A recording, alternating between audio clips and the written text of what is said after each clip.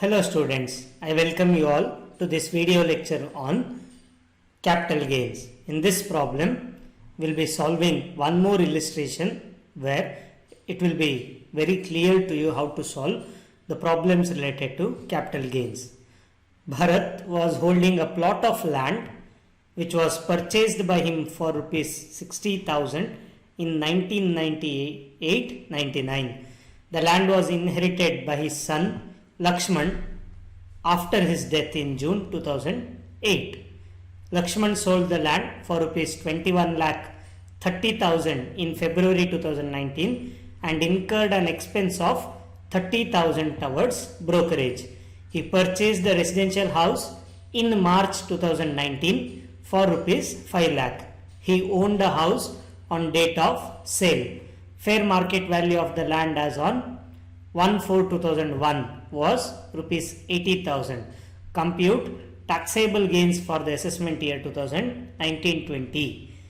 Cost inflation index for 2001 to 100, 2008-2009 137, 2018-19 280. So Bharat is the father. Okay, here our SSC is not Bharat, but our SSC is Lakshman. Please remember that. He bought a land, 60,000 rupees was the cost of acquisition of the land, and it was bought in the year 1998-99. But what happened? It was inherited by his son Lakshman after his death in June 2008. While discussing theory, I made it amply clear that whenever the house or any property is inherited by a son from his father, will we compute capital gain? Obviously no. We will not take anything into consideration there. So this date June 2008 has no value for us. Please remember that. Hence this CII of 2008-9 is irrelevant. For us only the year of acquisition or fair market value as on 2001 and year of transfer is required. Okay. Next, sold the land for rupees 21,30,000 in February 2019. So in the previous year, he has sold the land for rupees 21,30,000. There was an expense incidental to transfer worth rupees 30,000 which was paid as brokerage. Okay. Purchased the residential house. What has he sold? He has sold the land, and in place of that land, that is whatever capital gains he has got from that land, he has invested that capital gain in a residential house. So under which section will the SSC be able to claim exemption?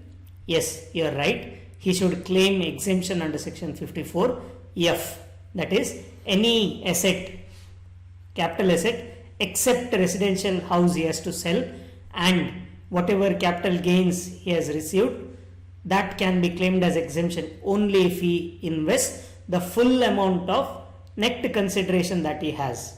If he does not invest the full net consideration, then he will get only proportionate exemption. We will look how to find it out at the later stage. He has purchased the residential house in March 2019. So February he had sold the land. Within 1 month he has bought a residential house for rupees 5 lakh. So next, he owned a house and as on date of sale, that's fine. Fair market value of the land as on 1/4/2001 was rupees 80,000. So now actually the land was bought in 1998-99 at the cost of 60,000.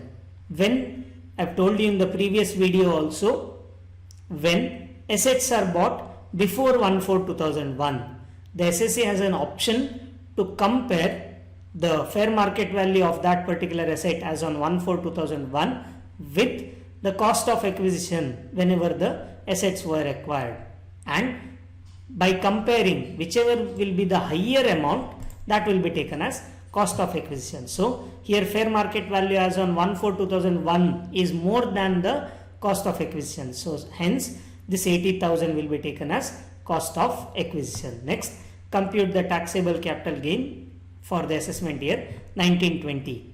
CII is given 100 and 280. This is of no use to us. So let's jump on to the solution.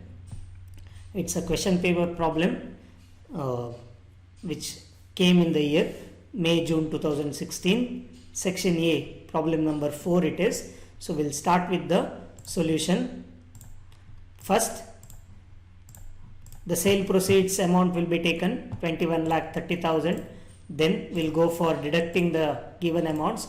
Index the cost of acquisition. Why?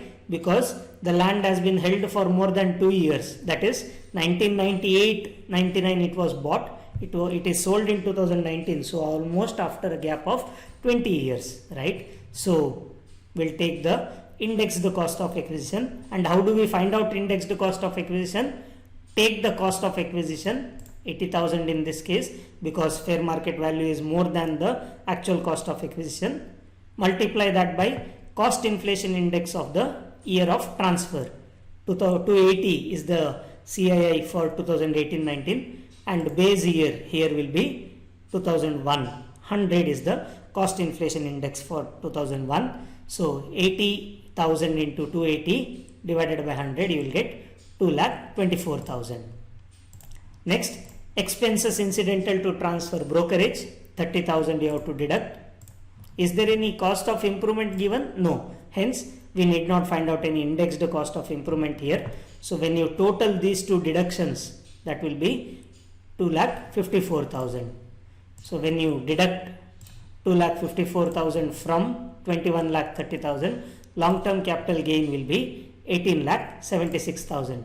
As I have told you earlier, here he is selling a land, a capital asset which is a land, and he is purchasing a residential property. Hence, we can claim exemption under section 54. In section 54, if we have to claim full amount of this long-term capital gain as deduction, then he has to invest the full net consideration. What is the net consideration here? This is the full value of consideration or sale proceeds 21,30,000, and when you deduct expenses incidental to transfer, you will get net consideration. So 21,30,000 minus 30,000. So net consideration will be 21 lakh.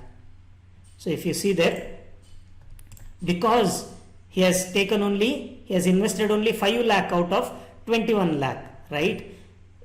Full net consideration value is 21 lakh, but he has purchased a new house worth rupees 5 lakh only. So he can claim only proportionate exemption here. So what we will do, if you remember the formula, how is the formula taken?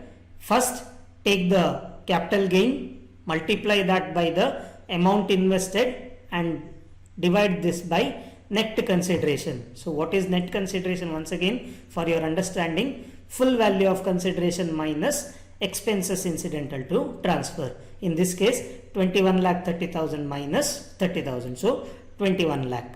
So though he has invested 5 lakh rupees, he will not get full 5 lakh as deduction. He will get only proportionate amount. So out of 5 lakh, though he has invested 5 lakh rupees, he will get a proportionate deduction or exemption of only 4,46,667. How have we got this figure? By following this particular formula, that is 18,76,000 into 5 lakh divided by 21 lakh. So when you deduct 4,46,667 from 18,76,000, you will get 14,29,333. This will be the taxable long-term capital gain. On this amount, he has to pay 20% tax to the government. So now, just for your understanding, I will recall some important points. Here the asset which has been transferred by the SSC is land, and from the capital gains he has purchased the residential house. Hence, he can claim exemption under section 54. Please remember this. Okay, he can claim exemption under 54. As the SSC has not utilized the full net consideration, that is full value of net consideration 21 lakh to acquire a new asset, he will be eligible to claim only proportionate exemption.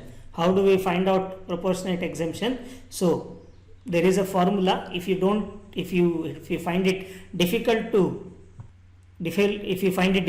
remember the formula, you can remember this. You can go for cross multiplication. That is, 21 lakh is the net consideration. Out of 21 lakh rupees, he has invested 5 lakh. For 18 lakh 76,000, how much can he claim deduction, right? Exemption. So 21 lakh, he has invested 5 lakh. For 18 lakh 76,000, what is the long term capital gain? What is the amount he can claim as exemption? So 18 lakh 76,000 into 5 lakh divided by 21 lakh, you will get the answer 4,46,667. So by this we finish the problem. Thank you.